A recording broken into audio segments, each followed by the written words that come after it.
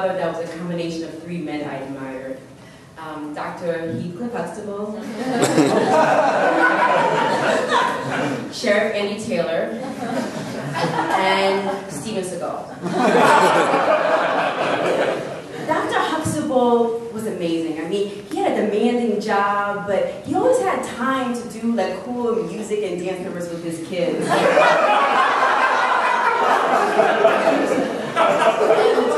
and Sheriff Andy, he was always able to save the people of Mayberry with some simple proverb about apple pie and molasses.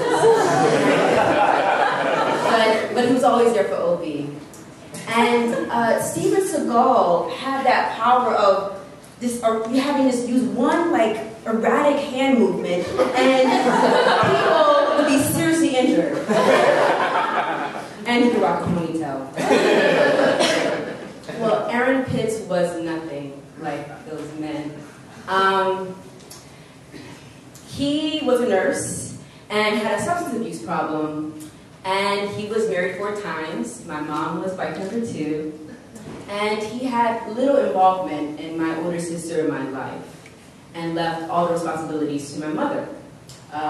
Financial and emotional responsibilities, which included ice skating lessons, violin, piano, summer vacations, and bedtime stories.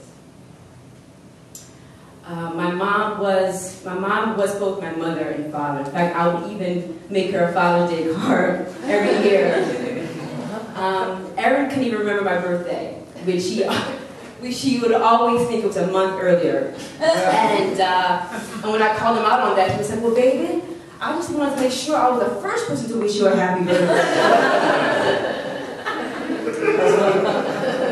My mom provided us with everything, but there was still a void in my life. And so I decided, when I was 9 years old, I decided if Aaron couldn't be that father that I wanted, the guys on TV, I would just create my own father. And my father was this rich, powerful attorney in New York. And he had the clients included Oprah and Madonna and New Kids on the Block's Donnie Wahlberg.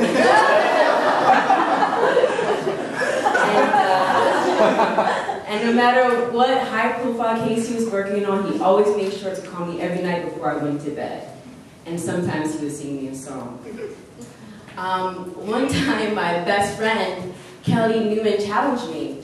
And she said, "If your dad is so rich, how come he didn't send you to a private school?" And I was like, Kelly, because he want me to be humble.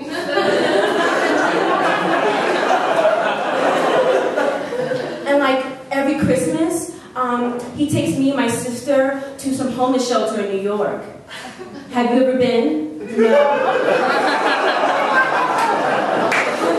I didn't think so. She never questioned me again. By the time I hit college, I no longer felt the need to have this perfect imaginary father. I just didn't talk about him. He didn't exist. If anyone asked, I just said, "He's not in my life," and left it at that. After Katrina, Aaron moved to Chicago, and I lived in DC. And on my 28th birthday, I decided to visit Chicago. But not because of him, but because I had a really great deal, and I've always wanted to visit.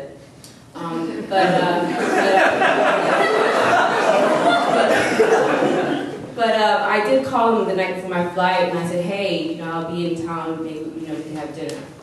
And he agreed. Right before I was about to board my flight to Chicago, I get a call from my aunt, Aaron's half-sister, and she sounded very concerned. She's like, "Hey, I just got a message from your father. It was very cryptic. He said, not feeling very well, but I love you all." I didn't think anything of it. I said, "Well, I just spoke with him. He's fine. I'll call him." So I called, and no answer. But I was like, you know what? When I arrive in Chicago, I'll call him when I arrive in Chicago. So when my plane landed, I called him immediately, and no answer. I went to the hotel, called, no answer. I ordered room service, called, no answer. At this point, I assumed the worst. he was dead. And in that moment, I cried. And I always told myself I would never cry over his death, but there I was, crying myself to sleep, and my whole pillow was soaked in tears. The following morning, I get up and I didn't know what to do, so I called the Chicago Police Department and I said, hello, I think a gentleman named Aaron Pitts is dead. Can someone go by his apartment and check him? Do you have his address, ma'am? No. Well, you're gonna need an address. Minutes later, my aunt calls me and she said, hey, Aaron's actually in a hospital. I have the number to the nursing station. So I called the nursing station and it said, hello, this is Mary, how can I help you?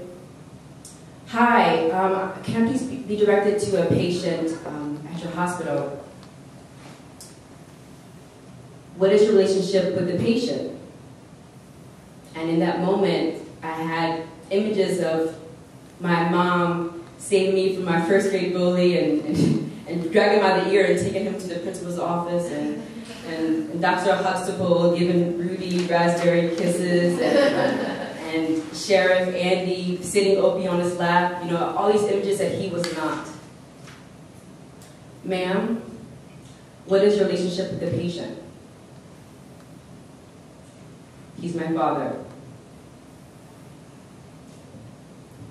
And just like that, I uttered words that I'd never uttered in my life. So I went to the hospital and he was fine and we talked and we laughed and we took pictures. And in that moment, I realized that he would never be the father that I want and I could never change the past. But we were going to be okay. For the most part. This past June, I turned 31, and like expected, Aaron called me in May.